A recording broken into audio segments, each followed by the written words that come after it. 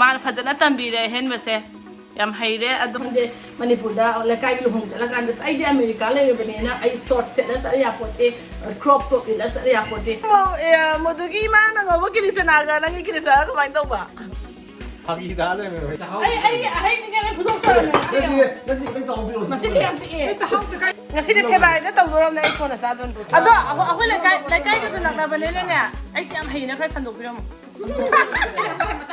Hello everyone mayam punamag kamdaw birige nungay kuning khale ado ngasigi vlog sidi khagi kanone Manipur degi ahoi sida leminaba imanabi haki magi imalapa adugi aina ahoi tamoga ina chakobagi adugi video ne aduga ngasi se mood yam nungay kayuno da ngasi se aina saningba mathen chu oidore aduga imado chu mit ke ka sada banena ena saning budi nga mathen nga matum thongba toiba kai ga khara thongduri arrange tawduri ado yam bit leina ngasi se ko habedi bit leba hede mutsing ngasi yam nungai ba tare do ne hinjang se makhal khara thauge na tawbane ado thongaga Manipur mi smaina ahalama lapu se idi yam nungai habedi smaina akhoi ka hetare ahalaman ga kitang hakang ga wari batai ga sana bu khona basam nungai do taw amana la iba kano se Manipur degi imanabi mama se kano ne ai ipamgi ipang manak dare to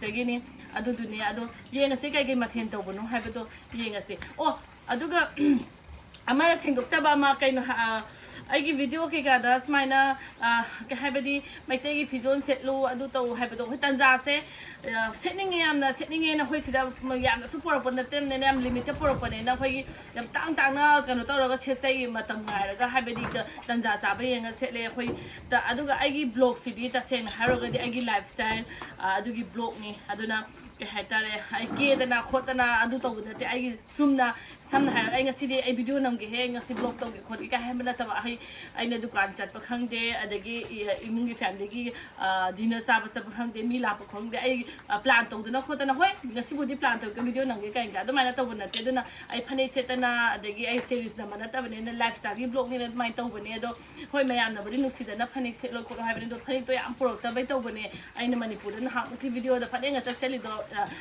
ai leiba gi ada leiba ha badi lairabane ne set pane do sida ai phanik set pa bak na yauro ai mayam waro bigano yam tin sai ro posyaw ai phanik set ta bagi adum tang ge sam thok ke na to bane do makha ta si kai thong le da ta mo na kan nga tong bi dei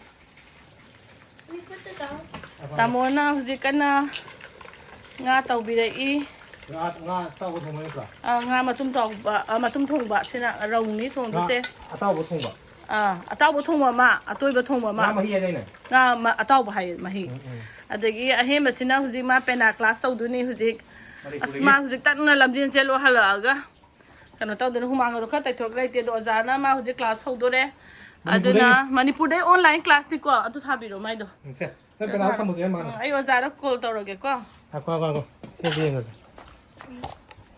na mai do humang be tho o lamjin chelo la ko do tuba mang lo dem ta boy ai god sai mai video call jinang video de holage halas ganis ta taw athauba amana kana pakhang sab je ka chalo ya thau ba hey am lam chaknu lo hello ma khon ta dabra ke actor coaching se lo la ko lo to mai Ahenba yo za there is more rang them good morning Heidi Good morning.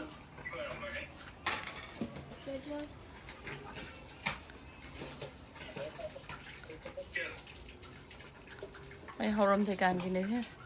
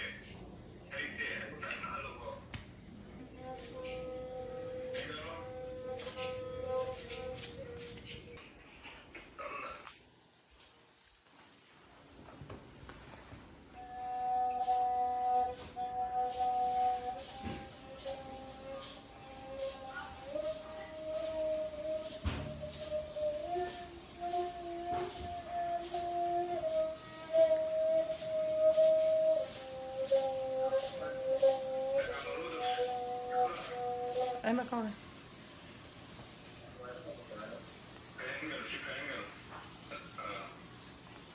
Maroon di lo em phong na bane ma.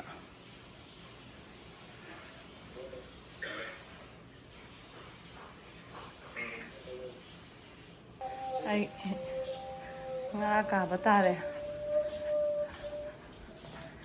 Isagi pena class yaw buda nga ka batare. Manam na me. Oh, kaya da na. Khang bra hai sia. Singa. Manahan ga do ba tawro.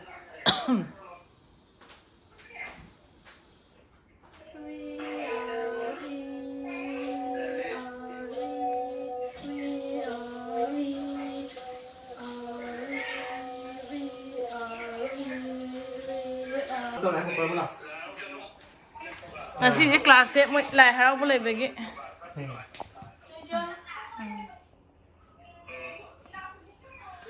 Ai oza there is more ang them ka wi ado masakti pangno ularoi kaino da khoi Manipur thorok pada Ahenba na khoramba bori basat kani ado da ulake man phajana tambire Ahenba se yam haire ado there is se khoi na hana Manipur thorok pada Ahenba unani ado da masak se phajana ulake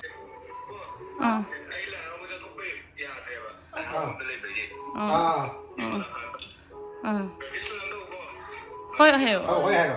Hoi. Oza hayo. Bye bye bye bye. Bye.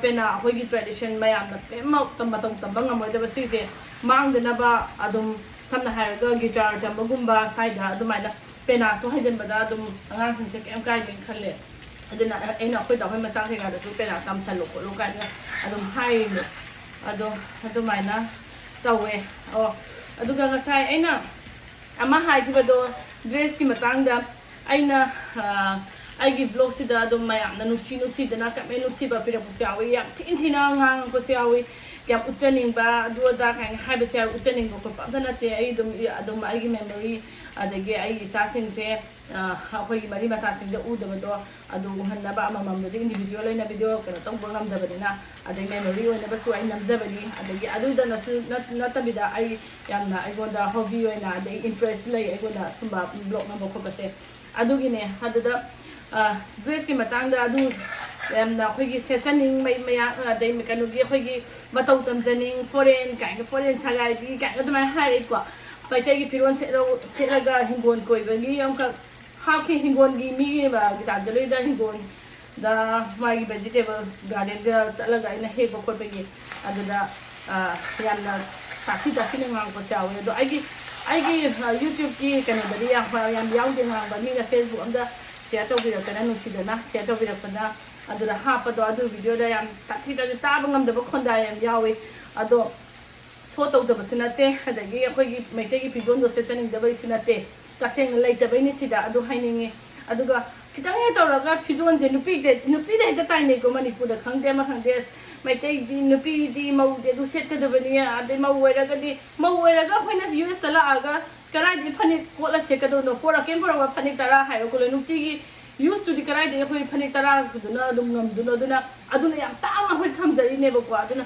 set pa do yam pamu set ba hai tare man Manipur da le rasu mai gi matang matam sana mau wera ga phani set ya de ha da ai gi wa khalon de du yam yani de ke no hai ba di angang jen ba khang de a tu kai khang de tau ra gan da phani ko na ya sa ba tan da hai ram dai ha ba tu ngam de di ko aduna piron he hai ro ga na akhoi gi nupi da tai ni nupa da tai ni de sig am song ning ba ma lai ko adu hande Manipur da la kai lu hong la kan da sai de America le bane na ai short set la sa ya pote crop top la sa ya pote adu gi sat na bisu ai na ngak na dum sakani de sida khoni ngon sa ko ba tawi ama tawi da khoi ka su ka hen ba piron ko wara ma cha ma su che pana te khoi me te gi piron se ninge duna ka hen ba ngang ba ya na pa ngang ngang ko nuai da khon da su taw bi da kanu kai modogi mani pala kai ga nang na re ima se lak pai ni aina ngasi ta moi bani na nga ga thong da na to ise do ima na modu na ga ding obi ka do na te sikili sina se ima na ngore ni ha si modu na si ngora ni ai lo re ai si bi ge to hatai hai se da bra 이제부터 불안해니까 너니까 레카이니까. Lekkai maning mamang lekkai di oi de to be mo na phone do bi ma chole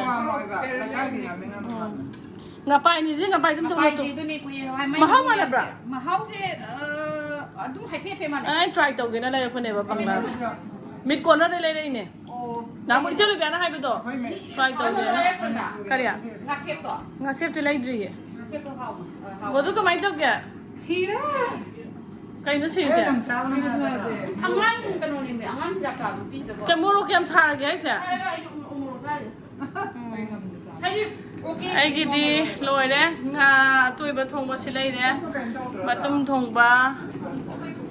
thong ba si da lai de ai champut ama tauri chahau ama tauri kher ama hau ge na tauri kher ama ga hau khi ge mo du gi ma na ngo ba ki sa na ga nang ki sa ka mai to ba 박이 다 하려면 왜 이거? nang ki do so ka na ra me 아이도 풀라도 오해를. ba de phul le si ba ta si no umuro bai bai si da ni na ya le ama ne nang sai do kai ni umuro sagi jibu sirani mo sangam draga piro 엄마한테서 해배도 풋 프로그램도 오거든요. 개땅간이다.